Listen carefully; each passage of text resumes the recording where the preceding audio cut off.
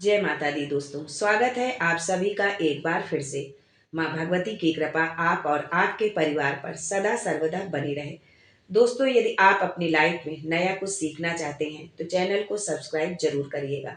दोस्तों, शारदीय नवरात्रि अंतिम पड़ाव में पहुंच चुकी है और आज माँ दुर्गा की आठवीं शक्ति महागौरी की पूजा की जाएगी।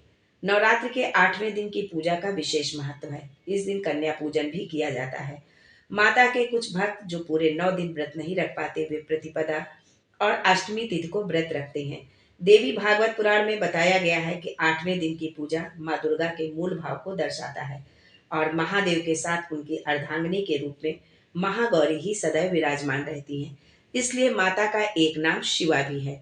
महागौरी की पूजा करने से सोमचक्र जागृत हो जाता है और इनकी कृपा मात्र से हर असंभव कार्य पूरा हो जाता है। आइए जानते हैं माँ महागौरी का स्वरूप, भोग, आरती, पूजा विधि और मंत्र। ये सब जानने से पहले आपसे निवेदन करते हैं कि वीडियो को लाइक कर दीजिएगा, दोस्तों को शेयर कर दीजिएगा और अभी तक चैनल को सब्सक्राइब नहीं किया है तो चैनल को सब्सक्राइब करके बेल आइकन जरूर दबाइएगा। दोस्तों, देवी भागवत पुराण में बताया गया है कि देवी पार्वती का जन्म राजा हिमालय के यहाँ हुआ था। माता को मात्र 8 वर्ष की आयु में ही अपने पूर्व जन्म की घटनाओं का आभास हो गया था। मात्र 8 वर्ष की आयु में ही माता पार्वती ने भगवान शिव को पति रूप में प्राप्त करने के लिए तपस्या भी शुरू कर दी थी। इसलिए नवरात्र की अष्टमी तिथि को महागौरी की पूजा की जाती है।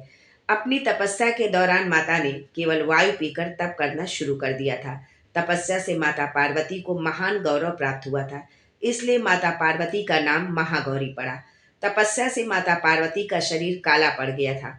तब भगवान शिव ने तपस्या से प्रसन्न होकर महागौरी से गंगा स्नान करने के लिए कहा।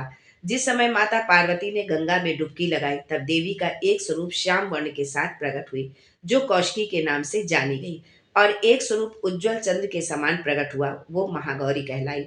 महागौरी अपने भक्तों की हर मुराद को पूरा करती हैं और उनकी राह में आ रही अड़चनों को दूर करती हैं। माँ की कृपा से कभी धन धान्य की कमी नहीं होती है। दोस्तों, देवी भागवत पुराण में बताया गया है कि माँ महागौरी के सभी वस्त्र और आभूषण सफेद रंग के हैं, इसलिए माता को श्वेतंबरा धरा भी कहा जाता है। अपनी तपस्या से इन्होंने गौर वर्ण प्राप्त किया था। उत्पत्ति के समय ये 8 वर्ष की थी, इसलिए इन्हें नवरात्र के 8वें दिन पूजा जाता है। अपने भक्तों के लिए ये अन्नपूर्णा स्वरूप है। ये धन, वैभव और सुख शांति की अधिष्ठात्री देवी है। सांसारिक रूप से इनका स्वरूप बहुत ही उज्जवल, कोमल, श्वेत वर्ण और श्वेत वस्त्रधारी है। देवी के एक हाथ में त्रिशूल और दूसरे हाथ में डमरू लिए हुए हैं। वही एक हाथ अभय और एक हाथ वर मुद्रा में है। देवी महागौरी को गायन संगीत प्रिय है और ये सफेद वृषभ यानी बैल पर सवार है। दोस्तों, अष्टमी पर कन्या पूजन का भी विधान है। हालांकि कुछ लोग नवमी के दिन भी कन्या पूजन करते हैं, लेकिन अष्टमी के दिन कन्या पूजन करना ज्यादा श्रेष्ठ रहता है। कन्याओं की संख्या 9 हो तो अति उत्तम है, अन्यथा 2 कन्याओं के साथ ही पूजा की जा सकती है। कन्याओं के साथ एक लंगूरा बटुक भैरव को भी होना चाहिए।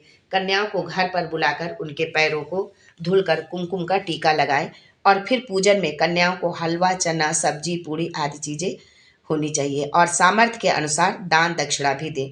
इसके बाद पूरे परिवार के साथ चरण स्पर्श करें और माता के जयकारे लगाते हुए कन्याओं को विदा करें। दोस्तों, नवरात्र की अष्टमी तिथि की पूजा भी अन्य तिथियों की तरह ही की जाती है। जिस तरह सप्तमी तिथि को माता की शास्त्रीय विधि से पूजा की गई, उसी तरह अष्टमी तिथि की भी पूजा होगी। इस दिन भी देशी घी का दीपक जलाते हुए माँ के कल्याणकारी मंत्र ओम देवी महागौर्याय नमः मंत्र का जप करें। इसके बाद रोली, अक्षत, सफेद फूल, नारियल की मिठाई आदि पूजा की चीजें अर्पित करें। इसके बाद कपूर या दीपक से पूरे परिवार के साथ माँ महागौरी की आरती करें और माता के जयकारे लगाएं। इसके बाद दुर्गा मंत्र, दुर्गा चालीसा, दुर्गा सप्तशती आदि का पाठ करें और शाम को भी इसी विधि से पूजा पाठ और आरती करें। आज के लिए बस इतना ही। मिलते हैं अगले वीडियो में, तब तक के लिए जय माँ गौरी।